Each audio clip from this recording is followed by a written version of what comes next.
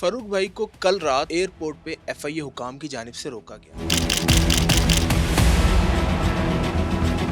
Canada गया था। Canada से मैं वापस आया। एयरपोर्ट पे जब आप एग्जिट के लिए जाते हैं, उन्होंने कहा जी रुकें, आपका मसला है। तो मुझे समझ नहीं है कि क्या मसला है। 2-3 मिनट में मुझे उन्होंने कहा कि आप ऐसा करें कि आपका सामान वगैरह तो नहीं है, आप उन्हें कह दें किसी को भी अगर आपके साथ कोई है कि सामान ले जाएं। आपको हो सकता है 2-3 घंटे लग जाए और हो सकता है इससे ज्यादा वक्त लग जाए। इतनी देर में यानी एक इंस्पेक्टर को गालिबन या 2-3 लोगों को बुला लिया और किसी ने गालिबन ये पंजाबी में कहा कि तुसी तो गद्दार नहीं लगते। और फिर एक बंदे ने ही बड़ी वही उसी ने ही दिलचस्प बात की। उसने कहा सर तुसी की लैन आए हो वापस, उठी रह जाना जिते का नाम है स्टॉप लिस्ट में। तो मैंने कहा भाई स्टॉप लिस्ट में अगर नाम है तो मैं तो अभी 15 दिन पहले यहाँ से ट्रैवल करके गया हूँ, आते हुए कौन रोकते हैं? और अगर आपने मुझे रोका है तो क्या आप मुझे वापस कनाडा भेजोगे? तो मैंने उन्हें कहा जी इस तरह। उन्होंने कहा फिर हो सकता है सर बाद में आपका नाम डाला हो। मैंने कहा नहीं, आपको पता नहीं क्यों डाला गया, किसने डाला ये नाम? उन्होंने कहा सर ये तो हमें नहीं पता, और सर हमारी तो शिफ्टें होती हैं, सर हमें तो नाम आ जाता है, उनसे पूछ लें। अब ये उनसे हमारे साफियों में तो उनसे बड़े हम यूज करते हैं कि उन्होंने करवा दिया, उन्होंने फलां को बंद करवा दिया। तो कल मैंने ये खुद भी तजर्बा किया कि उनकी दहशत क्या होती है। बिस्मिल्लाहिर्रहमानिर्रहीम, अस्सलाम वालेकुम। आप देख रहे हैं एक न्यूज़ डिजिटल। मैं हूं खावर बुखारी। आज मेरे साथ एक ऐसे सहाफ़ी मौजूद हैं जिन पर हमेशा यंग जर्नलिस्ट रश करते दिखाई देते हैं। ये जब डिजिटल में थे तो इनके नाम का तूती बोलता था, जब ब्रॉडकास्ट में आए तब भी इनके नाम का तूती बोलता है। मेरे साथ मौजूद हैं फ़ारूक शहबाज वड़ाइच साहब। फ़ारूक भाई को कल रात एयरपोर्ट पे एफआईए हुकाम की जानिब से रोका गया और कहा यह गया कि आपका नाम स्टॉप लिस्ट में है। और एफआईए हुकाम की जानिब से क्यों रोका गया, वजह क्या थी, ऐसा क्या कह दिया था फ़ारूक भाई ने, इसी मौजू पर हम आज बात करने के लिए हाजिर हुए हैं। अस्सलाम वालेकुम सर। वालेकुम सलाम जनाब, बहुत शुक्रिया आपका। सर ये बताइएगा कि आप कहाँ से आ रहे थे और आप कहाँ गए हुए थे, ठीक है, और क्यों रोका गया आपको? देखिए मैं कनाडा गया था और कनाडा से मैं वापस आया तो एयरपोर्ट पे जब आप एग्ज़िट के लिए जाते हैं आपको स्टैम्प करती है एफआईए। तो वहाँ पे उन्होंने मुझे कहा कि जी आपका नाम स्टैम्प कर दी और पासपोर्ट देने लगे, देते हुए ऐसे जैसे वापस ले लिया हो। तो उन्होंने कहा जी रुकें, आपका मसला है। तो मुझे समझ नहीं है कि क्या मसला है।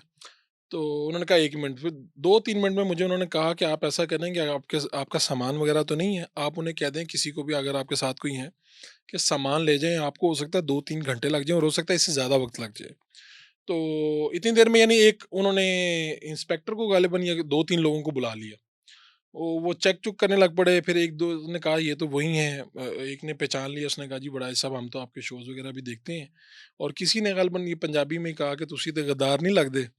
लेकिन हुआ क्या है? और फिर एक बंदे ने ही बड़ी वही उसी ने ही दिलचस्प बात की। उसने कहा सर तुसी की लैन आए हो वापस, उत्थे ही रह जाना सी जिथे। फिर पूछा कि भई गए कहाँ थे आप? तो मैंने बताया इस तरह, इस तरह। उन्होंने कहा सर आपका नाम है स्टॉप लिस्ट में। तो मैंने कहा भाई स्टॉप लिस्ट में अगर नाम है तो मैं तो अभी 15 दिन पहले यहाँ से ट्रैवल करके गया हूँ। तो आपने ये स्टॉप लिस्ट आते हुए कौन रोकते हैं? और अगर आपने मुझे रोका है तो क्या आप मुझे वापस कनाडा भेजोगे? क्यों मुझे आप इस पाकिस्तान की शहरी हैं, तो आप जब यहाँ से गए थे कनाडा, जी। सीधा कनाडा ही गए थे या आपका वीज़ा कहीं और था, तकरीब कहीं और थी, वहाँ से आप कनाडा गए थे? नहीं, मैं बराह रास्त पाकिस्तान की जो पीआई एयरलाइन है, उससे डायरेक्ट कनाडा गया, उसी से डायरेक्ट वापस लाहौर पहुँचा।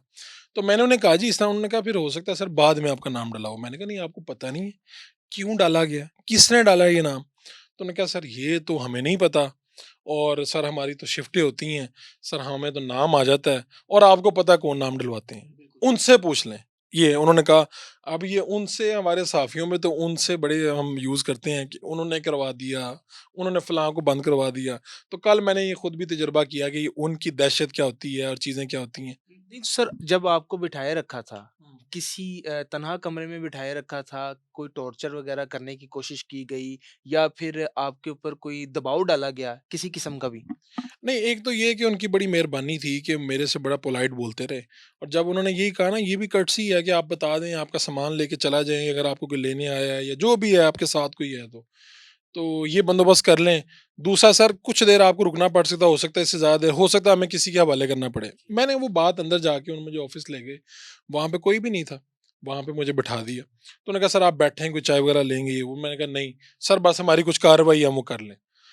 तो उन्होंने एक बात ये भी पूछते रहे कि भई आप कहाँ से आए हैं? खैरियत थी? सर आपका नाम क्यों आया? यानी उनको खुद भी नहीं पता था। मैंने कहा सर तुसी दसना कि मेरा नाम क्यों आया? तो उन्होंने कहा सर कोई मसला हो सकता है, वैसे तो आप इस तरह के शोज़ नहीं करते, आपने कोई जिस तरह वो लोग करते हैं। फिर उन्होंने एक लफ्ज़ यूज़ किया भगोड़े। सर वो भगोड़ों का तो हमें बता देते हैं कि ये भगोड़ों को इस तरह करना है, वो करना है। मुझे नहीं समझ आई कि इनको भगोड़ा कह रहे हैं। फिर उन्होंने कहा यूट्यूबर्स का भी हमें आ जाता है, फलाने का भी आ जाता है। तो जो शख्स जिसको हम यहाँ पे स्टॉप लिस्ट में नाम होता है उसके आगे रेफ़रेंस लिखा जाता है कि इनको क्यों रोका गया? इनको क्यों रोका गया या इनको कौन लेके जाएगा? मैंने कहा ये क्या बात है? उसने कहा लेट्स से किसी ने पुलिस का फ्रॉड किया हुआ है, तो अगर वो इश्तिहारी है तो हम उसको फिर यहाँ रोक लेते हैं, फिर मुतलका पुलिस आती है उसको यहाँ से हैंड ओवर करते हैं। इसी तरह जो इदारे किसी को मतलूब कोई बंदा है मतलूब है इदारों को, तो इदारे भी फिर यहीं से लेके जाते हैं। तो मैंने कहा यार इतनी देर तुम यहीं रखते हो फिर? तो यहाँ पर फिर खाना-शाना भी यहीं देते हो? तो उसने कहा हाँ, यहीं होता है। तो मैंने कहा फिर अब कहता सर इतने पहले बंदा आया सी, 2 दिन वो उसका रोटी का बंदोबस्त हमें अपनी जेब से करना पड़ा है। तो मैंने कहा बस फिर मेरे खाने का भी ख़्याल तुम्हें ही करना पड़ेगा। तो फारूक भाई, ये आप सीनियर जर्नलिस्ट हैं और एक मुद्दत से हम आपको काम करता हुआ देख रहे हैं। हमेशा सुलझे हुए याफ्ता अल्फाज आप इस्तेमाल करते हैं, कभी किसी की किरदार कशी नहीं की। ये हुँ। अजीब नहीं है कि 15 दिन पहले आपका नाम स्टॉप लिस्ट में डाला और आपको पता ही नहीं है, किसी ने इन्फॉर्म ही नहीं किया। अच्छा एक तो ये कि स्टॉप लिस्ट में ग़ालिबन मेरा नहीं ख़्याल कि नाम बताया जाता है, ये वैसे अजीब बात है। मैं तो शुक्र अदा करता हूँ कि जाते हुए नहीं था नाम, अगर जाते हुए होता तो आप सोचें मेरा कितना नुकसान होता, मैं डिस्टर्ब हो जाता और चीज़ें।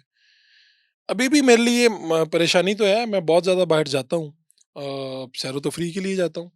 मेरे पास किसी उसने बल्कि एक शख्स ने एक बात कही एहलकार ने, उसने कहा सर इत्थे की तुसी उत्थे ही सेटल हो जाना सी, जो तुहानू पता सी क्या मामला तुहाडा। उसको ये लगा कि मैंने कोई ऐसी वीडियो या शो किया हुआ है जो मुझे पता है कि मैं क्यों? मैंने कहा एक पहली बात तो ये कि मेरा सब कुछ यहीं पे है। मुझे पहचान अगर मुझे 4 लोग पहचानते तो इसी मुल्क की वजह से पहचानते हैं। तो मेरा तो सब कुछ यहीं पे है, एक बात है। दूसरी बात ये मैंने ऐसा कुछ किया ही नहीं और मैं मेरे लिए ये झटका था, हैरत का झटका था। तो मैं अभी तक उसी झटके में हूँ। मैंने बहुत से दोस्तों ने फ़ोन किया है, बहुत से लोगों ने बड़े-बड़े लोगों को फ़ोन किया है। इधर-उधर के मैंने अपने एक छोटे भाई को फ़ोन किया था और एक अपनी टीम के फ़र्द को मैसेज कर दिया था, फ़ोन कर दिया था कि ये मसला हुआ है। और बाकी फिर मैं वहीं पर था। उन्होंने फिर कुछ देर बाद पूछा, उन्होंने कहा जी हम आपको इसलिए छोड़ रहे हैं, चूँकि आप इन हो रहे हैं। आप अपना नाम उनसे कह के निकलवा लें, आपको पता है। मैंने कहा उनसे किनसे किसी तो उनका उन्होंने कहा जी आपको पता है। तो हम चूँकि साफ़ी हैं, तो अब मैंने तलाश करना है ये उन कौन है और नाम निकलवा लें, आप जब भी अब ट्रैवल करने जाएँगे हम आपको ट्रैवल नहीं करने देंगे। आप नाम निकलवा के आएँगे तो ज़्यादा आपके लिए होगा वरना आप ट्रैवल नहीं कर सकते अब। आपकी एक तस्वीर मोना सलाई साहब के साथ बड़ी सोशल मीडिया पे गर्दिश कर रही है और उसके ऊपर एक तहरीर भी लिखी हुई है। मैं तहरीर पूरी तो पढ़ के नहीं सुना मैं सकता, उसका लेकिन जी, जी। लुब-ए-लुबाब मैं ही बता देता हूँ उसका। एक क्या साहब मेरा ने सवाल कंप्लीट, जी। क्या ये वजह तो नहीं है कि आपकी मोना सलाई साहब के साथ तस्वीर है और आपको फिर क्या ये जा रहा है कि आप एंटी जाने की कोशिश कर रहे हैं? देखिए मोना सलाई साहब से मुलाकात थी। वो बार्सिलोना में हैं और अगर तो मोना सलाई साहब कोई दहशतगर्द हैं, तो मेरी उनसे बहुत सी मुलाकातें हैं। वो फेडरल मिनिस्टर थे, वो साबिक वज़ीर आला के 2 मरतबा के वज़ीर आला के बेटे हैं, वो साबिक नायब वज़ीर-ए-आज़म के बेटे हैं। तो मेरी तो मुलाकातें चौधरी सालिक साहब से भी बहुत हैं, चौधरी मोना सलाई और जब ये इकट्ठे होते थे तब भी बहुत हैं। चौधरी शाफ़ी हुसैन साहब से भी मेरी मुलाकात है, ज़ाती तौर पे सबसे याद अल्लाह है। तो मुझे नहीं पता कि एक तस्वीर के ऊपर या मुलाकात पे मैं एक साफ़ी के तौर पे गया था, मैंने उनसे मुलाकात भी की थी। मैंने इंटरव्यू करना चाहता था, वो इंटरव्यू नहीं हुआ और अगर मुलाकात करने पे किसी को आप इस तरह करें तो मुझे तो ये समझ से बाला-तर है मेरी। और ये तस्वीर और फिर मेरी कनाडा में 2 घंटे तारुल कादरी साहब से भी मुलाकात हुई है। अब कल को कोई रियासत कह दे जी तारुल कादरी साहब भी उससे मिलने पे इसको पकड़ लें। मेरी कनाडा में मलाला यूसुफ़ज़ई से भी मुलाकात हुई है। अब मैं जहाँ जाता हूँ मैं शहज़ाद अकबर साहब मतलूब हैं पाकिस्तान की रियासत को। मैं 1 साल पहले गया था इंग्लैंड। मैंने अनील मुशर्रफ और शहज़ाद अकबर, मिर्ज़ा शहज़ाद अकबर जो यहाँ पे एहतसाब के सरबराह थे, हर चीज़ वही कर रहे थे। उस उनको मिला, मैंने इंटरव्यू किया, वो आज भी मेरे यूट्यूब पे मौजूद है। तो मेरा नहीं ख़्याल कि शायद इस बात के ऊपर मुझे नहीं अब पता नहीं है मुझे, मैं कोशिश कर रहा हूँ पता करूँ। मेरे दोस्त लगे हुए हैं कोशिशों में लेकिन एक शख़्स अगले पे, अगला शख़्स अगले शख़्स पे इस तरह ज़िम्मेदारी डालता जा रहा है। ये तो मुझे पता चल गया कि मेरा नाम है, लेकिन क्यों है, ये अभी तक नहीं पता चला। आपको बहुत ज़्यादा सुना भी जाता है, जवाब दो प्रोग्राम आप कर रहे हैं और आपके हमेशा गेस्ट बड़े गेस्ट होते हैं, ठीक है? जिनको काफ़ी सुना जाता है। फिर एक ये है कि आपके प्रोग्राम्स के अंदर अनबायसनेस देखी जाती है, बायस नहीं होते आप। क्या कोई आप पे दबाव डालना चाहता है? आपके पास कोई इस तरह की इत्तलात हैं? मुझे अब इत्तला इस चीज़ को कोई क्या होगी? इत्तला यही है कि मुझे रोक लिया तो ये दबाव ही है। एक पहली बात तो ये है। इससे ज़्यादा क्या होगा कि एक शख्स है, ना एफआईआर है, ना कोई क्रिमिनल रिकॉर्ड है। पिछले 10-15 सालों से वो यहाँ पे जर्नलिस्ट है। मैं अखबार का एडिटर के तौर पे काम करता हूँ, चैनल के एंकर के तौर पे काम करता हूँ। खुद डिजिटल पे पॉडकास्ट करता हूँ। मेरे किसी पॉडकास्ट से, किसी गुफ्तगू से पाकिस्तान की रियासत को खुदा ना खास्ता कोई खतरा नहीं है। मैंने कभी पाकिस्तान के खिलाफ कोई बात नहीं कभी की। कभी नहीं। मैंने किसी का एजेंडा टो नहीं किया। मेरे शो में नून लीग, तहरीक इंसाफ सबकी नुमाइंदगी होती है। मेरा कोई एक मेहमान उठ के कह दे कि इसने मेरे साथ ज्यादती की है, इसने तहरीक इंसाफ को ज्यादा टाइम दिया, इसने नून लीग को ज्यादा टाइम दिया, कोई एक चीज इस्टेब्लिश हो जाए तो ऐसी कोई बात नहीं है।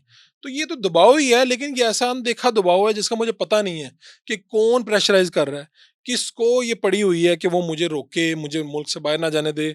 मैं पहले, अगर मैंने मुल्क से बाहर रहना होता, मैं कनाडा गया, अमेरिका गया, यूरोप गया, मैं कहाँ कहाँ नहीं गया, जापान, चीन, हर जगह गया हूँ। तो अगर मुझे कहीं पे रहना हो तो मैं, ये मुल्क अच्छे नहीं, इन्हीं में जाते हैं ना सब लोग, इन्हीं में जाते हैं ना। तो मुझे वापस क्यों आना है फिर? मुझे वापस इसलिए आना है कि मेरा सब कुछ यहीं पे है। तो मुझे नहीं पता ये किसका दबाव है, इंशाल्लाह पता चल जाएगा। फ़ारूक भाई, एफआईए के हुकाम ने आपसे कहा कि हमारे लिए भी आवाज़ उठाया करें। तो एफआईए जो है मीडिया की काफ़ी ज़द में आता है, निरगे में आता है। काफ़ी अभी तो ख़ैर उनके ऊपर बातचीत बहुत ज़्यादा भी हो रही है। डकी भाई, यूट्यूबर डकी भाई की जी, वज़ह जी, से, जी, जी। ठीक है? फिर एनसीसीआई भी एनसीसीआई के नहीं, साथ अफ़सरान उन्हीं को का था। बिर एनसीसीआई तो बाद में बनी ना, एफआईए का ही सर। एफआईए के सारा। साइबर क्राइम सेल था इनका। तो कहीं एफआईए ही तो ये नहीं चाहता कि आपको ज़रा डिटेन या रिटेन करके या आपको रोक के आपके साथ कोई बातचीत करना चाहा, आपको आपको कहें कि हमारे हक में आवाज़ उठाएँ? नहीं, एक तो ये कि वो जो ऑफिसर थे उन्होंने कहा मुझे कोर्ट ना कीजिएगा, लेकिन ये सीएसपीज़ ने हमारी मत मारी हुई है, हमारी प्रमोशंस नहीं हो रही, हमारे से ड्यूटी ऐसे ली जाती है।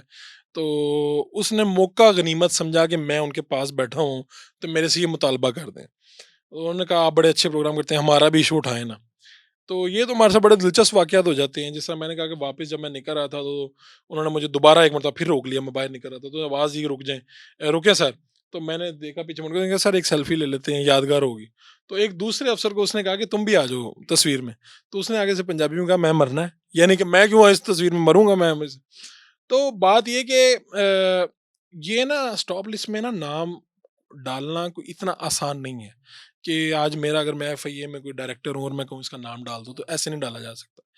इसकी कोई, या तो कोई बड़ा आदमी कोशिश करता है, बड़े इदारे में बैठा हुआ बड़ा शख्स, ताकतवर शख्स, और इसकी कोई फिर तफसील भी देनी पड़ती है, उन्हें वजह भी देनी पड़ती है। तो अब ये तो मुझे आने वाले दिनों में पता चलेगा कि हुआ क्या है। अच्छा फ़ारूक भाई, अब एक डिजिटल का भी आप प्रोग्राम वगैरह करते हैं। तो डिजिटल के हवाले से क्या कोई ऐसा प्रोग्राम आपने किया है या फिर मेन स्ट्रीम पे कोई कोई ऐसा प्रोग्राम किया है जो आपको लगता है कि ये ऑन एयर होने की वज़ह से शायद अब आपके साथ कोई मामलात ख़राब हो रहे हैं? 2-3 थ्योरियाँ बता देता हूँ आपको। मैंने यहाँ पे शरकपुरी साहब के साथ बात की थी, और मुरीद के इंसिडेंट के हवाले से बात हुई थी। उसके बाद मुझे एक पंजाब के एक बड़े जो ऑफिसर हैं, पुलिस ऑफिसर, उनकी नाराज़गी का पता चला, किसी ने बताया कि वो नाराज़ हैं। मैंने कहा अच्छा कोई बात नहीं, मैं अगर उनका भी कोई मौक़िफ़ है वो भी दे दूँगा, कोई मसला नहीं है। और मैंने तो काउंटर किया था, यहीं पे बैठ के शरकपुरी साहब का इंटरव्यू किया था। किसी ने कहा कि ये चूँकि उनकी मुरीद के वाले इंसिडेंट की बात कर रहे हैं, मुरीद के वाले इंसिडेंट पे इन्होंने बात की हुई है, तो शायद ये इनको रोकने की वजह बनी। किसी ने कहा तारुल कादरी से मुलाकात जो है, ये बाइस बनी। किसी ने कहा मोना ज़लाई के साथ जो इनका मिलना-मिलाना है, उससे नापसंद किया गया। तो मुझे तो फ्रैंकली ये 3-4 इंसिडेंट, हाँ, एक हुआ, कनाडा में एक तकरीब का एहतमाम किया गया मेरे एजाज़ में। तकरीब का एहतमाम करने वाले जो थे, वो कनाडा के पीटीआई के सदर थे। और मुझे एक पुलिस ऑफिसर, जो साबका पुलिस ऑफिसर हैं, उनका असर रसूख अच्छा है, उन्होंने कहा भाई ये आप इस वजह से फंसे गए हैं, आपको किसने कहा था उनकी तकरीब में जाएं, ये वो। वहाँ पे कुछ सवाल भी हुए, मैंने अपनी मर्जी से ही जवाब दिए वहाँ पे, लेकिन तरमीम के हवाले से बात हुई, तो मैंने कहा जी मुझे इस कई चीज़ों पे इतराज़ात हैं, मैं नहीं पसंद करता फलां चीज़ को, ये वो। और फिर मैंने एक लम्हे वहाँ पे ये भी कहा, एक सवाल के जवाब में, कि भाई आप लोगों ने तो इधर ही रहना है, मैंने तो वापस भी जाना है खैरियत से। मुझे नहीं पता था कि मेरे साथ ये भी हो जाएगा, इधर आऊँगा तो एक पूरा, तो ये सारी थ्योरीज़ हैं। मेरे सामने हकीकत कोई नहीं है, लेकिन इन 2 माह में डेढ़ माह में ये किया है, इसलिए मैं अंदाज़े लगा रहा हूँ कि ये हो सकता है, वो हो सकता है, वो हो सकता है। अब तक सिर्फ़ अंदाज़ा ही है, आपके पास कोई ठोस इन्फॉर्मेशन नहीं है कि क्यों? एक इन्फॉर्मेशन है कि बाकायदा नाम भेजा गया और डलवाया गया, ये इन्फॉर्मेशन तो मुसद्दिक़ा है, मैंने ले ली है। एक सहाफ़ी ने फ़ोन किया, उसने कहा मैंने मुत्तलका वज़ीर जो हैं, उनसे बात की है, मुत्तलका फ़लाने बंदे से बात की है। वो मुस्कुरा रहे हैं, कह रहे हैं हमें पता नहीं है, ये है, वो है। इस तरह की बातें अभी तक, मुसद्दक़ा मेरे पास ये हैं, बाकी अफ़वाहें दोस्त सहाफ़ी हैं मेरे, सारी कम्युनिटी कोई कुछ कह रहा है, कोई कह रहा है मैंने फ़लाने को भी कह दिया है, कोई कुछ कह रहा है। लेकिन अभी तक मेरे पास मुसद्दक़ा कोई चीज़ नहीं है जो मेरी ज़ाती तौर पे किसी से बात हुई हो। आपका बहुत शुक्रिया, थैंक यू सो मच। हमारे साथ मौजूद थे सीनियर सहाफ़ी फ़ारूक शहबाज़ वड़ाइच साहब। आपने जाना कि इन्हें क्यों रोका गया था और ये एक हैरत अंगेज़ बात है कि ना कोई एफ़आईआर है, ना क्रिमिनल रिकॉर्ड है। हमेशा जो है सहाफ़त के असूलों को मद्देनज़र रखते हुए सहाफ़त की है। फिर भी इन्हें रोका गया है और ये लम्हा-ए फ़िक्रिया है। हमें दें इजाज़त, दुआओं में याद रखिएगा। अल्लाह हाफ़िज़ नासिर।